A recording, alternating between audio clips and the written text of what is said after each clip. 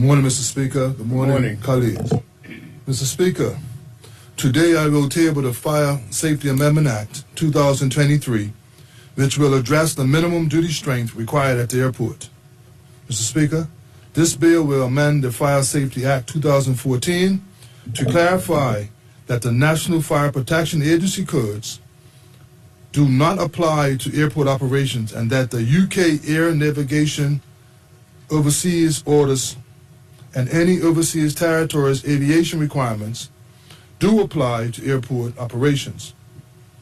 This was always the intent of the Act, and this bill will provide the clarity needed. This affects the resourcing requirements at the airport, and in particular, the minimum duty strength.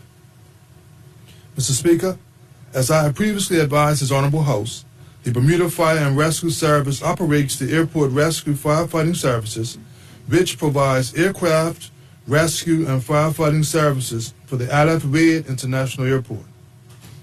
This is an essential service that enables the airport to serve commercial flights.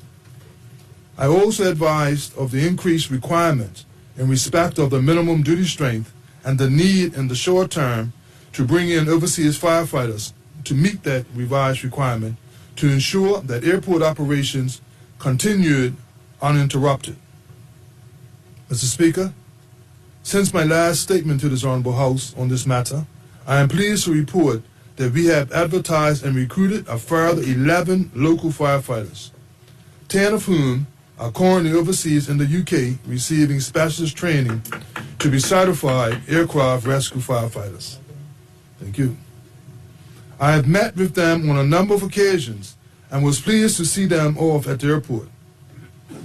I am impressed with both their caliber, enthusiasm, and the support and training they are receiving from the management team.